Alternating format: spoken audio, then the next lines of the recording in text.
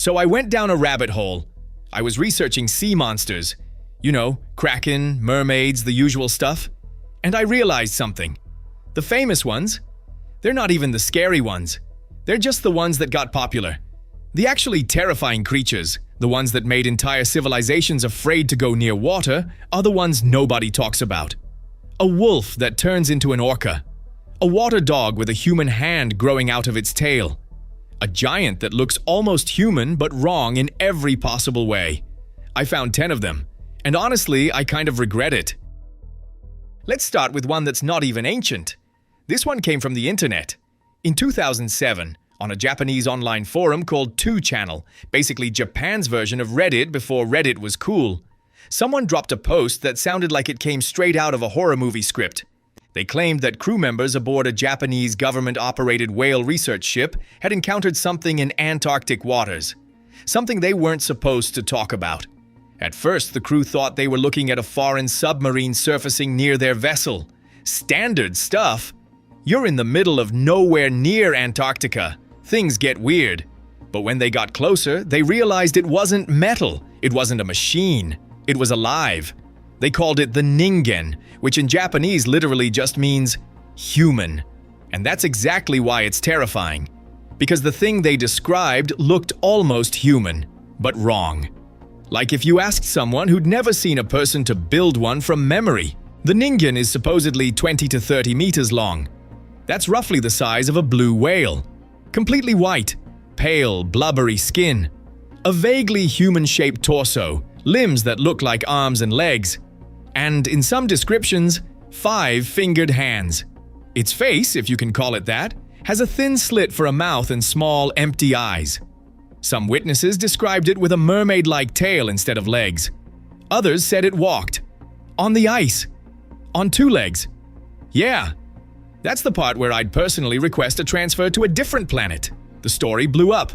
MU Magazine, a Japanese paranormal publication, ran a full feature in November 2007 and even included a Google Earth screenshot showing what appeared to be a Ningen-shaped object floating in the South Atlantic near Namibia.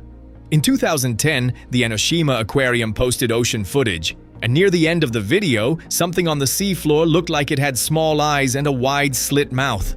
The aquarium said it was just a funny-shaped rock with sponges on it. Sure, guys. A rock. With a face. In the deep ocean. Totally normal. And here's the conspiracy cherry on top.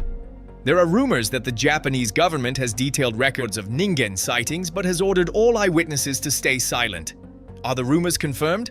No. Does that make it creepier? Absolutely. Now, skeptics say the Ningen is just misidentified icebergs, beluga whales, or straight-up internet fiction. And honestly, they're probably right. A 2020 academic paper from researchers at Doshisha University in Kyoto actually analyzed the whole phenomenon and suggested the Ningen legend might represent Japan's collective anxiety about its whaling industry and its impact on the ocean. Which is a fancy way of saying, we feel guilty about hunting whales, so our brains invented a giant whale-human hybrid that might hunt us back. But the Ningen is just the appetizer. Because humans haven't only imagined monsters in the water, they've imagined monsters pretending to be the ground beneath their feet. Meet the Aspidochelone. Medieval European sailors told stories of a sea creature, either a colossal turtle or a whale, so impossibly massive that its back looked like a small island. Sailors would anchor on it, climb on top, set up camp, build fires, and then, without warning, the creature would dive. Ship, crew, campfire, everything, dragged straight to the bottom. This thing shows up in Greek texts, Arabian Nights, the Talmud, and Christian allegory, where it was literally used as a metaphor for the devil. Something that looks safe, feels solid, but is waiting to pull you under the moment you trust it. Kind of like my ex, but that's a different video. Alright, now we're going back in time. Way back. Because the Ningen is basically a baby compared to what ancient civilizations were cooking up. And I mean cooking up loosely because some of these creatures were doing the cooking. Of humans. Let's talk about the Aztecs. These guys built their entire capital city, Tenochtitlan, on an island in the middle of a lake. Their whole life revolved around water, transportation, farming, drinking, everything. And living right there in that water with them was the Ahuizotl, Picture a small, slick, dog-sized creature with smooth black waterproof fur and tiny pointed ears. Cute, right? Now picture a long tail with a fully functional human hand growing out of the end of it. Yeah, a hand with fingers. That grabs people. The Ahuizotl would hide in the lakes and rivers around Tenochtitlan and wait for someone to get too close to the water's edge. And when nobody was coming close enough on their own, this thing had a backup plan. It would cry, like a baby, a full-on helpless infant wail echoing across the water. And when some poor soul followed the sound to investigate, the tail hand would shoot out, grab their ankle, and drag them under. But here's the part that genuinely makes my skin crawl. The Ahuizotl didn't eat the whole body. It only ate the eyes, the teeth, and the fingernails. That's it. The rest of the corpse would float back to the surface completely intact, just missing those three things. Like it had a very specific and deeply unsettling grocery list. The Aztecs believed these victims were personally chosen by Tlaloc, the rain god. Their bodies were considered sacred, and only Tlaloc's priests were allowed to touch them. If anyone else made contact with the corpse, they were either marked as the Ahuizotl's next victim or cursed with disease.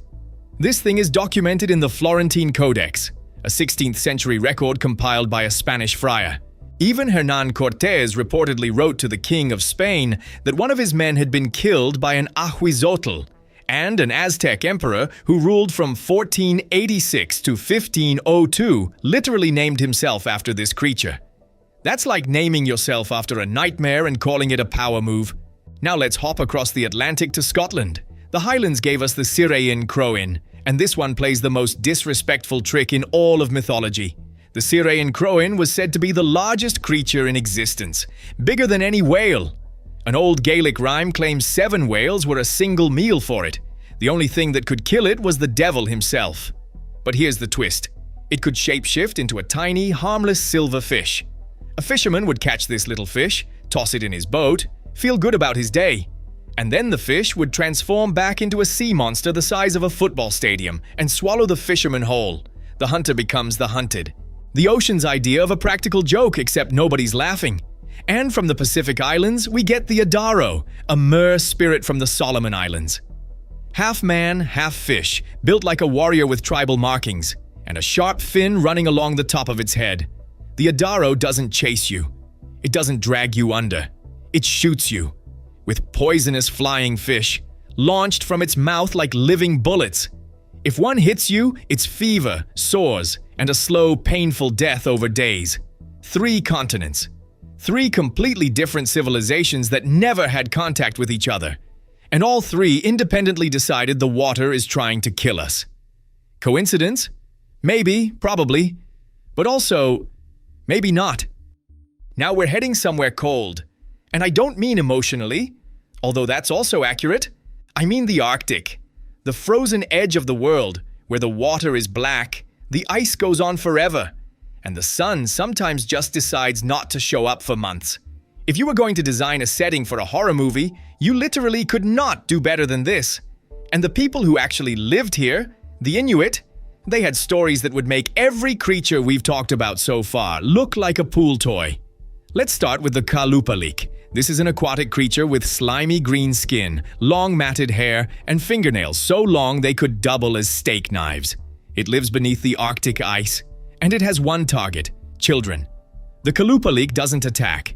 It lures. It hums. A soft, distant, almost beautiful melody from just beneath the frozen surface. Sometimes it gently taps on the underside of the ice with its long fingers. And when a curious child wanders too close to the edge to figure out where the sound is coming from, the Kalupalik reaches up, grabs them, and stuffs them into an amautik. That's a traditional Inuit parka with a pouch on the back designed for carrying babies. Except this time, the baby carrier is being used by a sea creature to kidnap your child and take them under the ice. Forever. Oh, and here's the bonus detail that nobody asked for. The Kalupalik stays young by feeding off the youth of the children it steals. Its green skin, its hair, its strength, all sustained by the kids it's hoarding in its underwater lair. This thing is basically running an involuntary anti-aging clinic at the bottom of the ocean. Scholars believe this legend was designed as a parenting tool. A way to scare Inuit children away from the genuinely dangerous ice edges. And honestly, mission accomplished. I'm a grown adult and I don't want to go near ice anymore. Now staying in the Arctic, meet the Aklut, an orca in the water, a wolf on land, and sometimes a horrifying combination of both at the same time. In Inuit and Yupik folklore, the Aklut is a shape-shifting spirit that hunts in the ocean as a killer whale, then crawls onto the ice, transforms into a massive wolf, and keeps hunting on land. The Inuit said you could tell one had been nearby because you'd find wolf tracks in the snow leading directly into the ocean. Or worse, coming out of it. The origin story is actually kind of tragic. A man became so obsessed with the sea that his own village couldn't recognize him anymore. They banished him. Alone and starving, he joined a wolf pack. But his obsession with the ocean never left. So eventually he threw himself into the water and merged with it, becoming a creature stuck between two worlds. Wolf and whale. Land and sea. Forever hungry. Forever angry. American naturalist Edward William Nelson documented this legend in 1900 and suggested the stories came from Inuit seeing real wolf tracks near ice edges that had broken away, making it look like the animal had walked into the sea. A perfectly logical explanation that I'm choosing to ignore because the wolf-orca hybrid is way more interesting. And then there's Japan's Isonade, a colossal shark monster lurking off the coast of Matsura. They called it the beach stroker. It only attacked during violent storms, using a massive tail covered in hook-like barbs to silently snatch sailors off the decks of ships. Nobody ever saw it coming. Nobody ever saw its face. Just the hooks, then the water, then nothing. Japan invented Jaws centuries before Hollywood even existed. Okay, so everything we've covered so far has one thing in common. These creatures mostly stay in the water. They wait for you to come to them. They're patient. They're ambush predators with a home court advantage. But what happens when a sea creature decides the ocean isn't enough? What happens when it comes onto land? That's where the Nuckelavee enters the conversation. And I genuinely wish it didn't. This thing comes from the Orkney Islands off the northern coast of Scotland. And it is, without exaggeration, one of the most grotesque creatures in any mythology anywhere on the planet. Picture a horse. Now remove all of its skin. Every inch. Muscles, veins, and tendons completely exposed, glistening, pulsating. Now fuse a human torso onto the horse's back, also skinless, one giant bloodshot eye in the center of its head, arms so long they drag on the ground. And the whole thing is oozing some kind of toxic yellow fluid that the Orkney Islanders said could wilt crops and spread plague across entire communities just from its breath alone. This wasn't a creature that attacked individuals. This was a creature that ruined civilizations. Livestock would die, harvests would fail, disease would sweep through villages, and the locals knew exactly who to blame.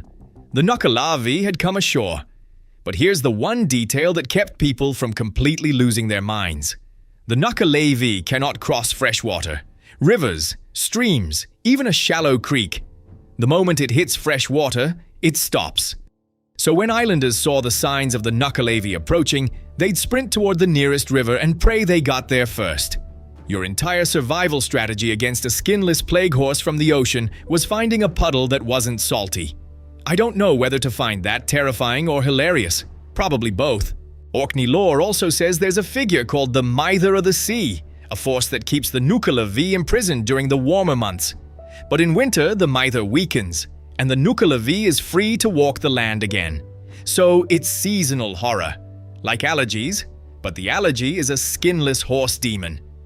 Now let's go to the Balkans for our final creature.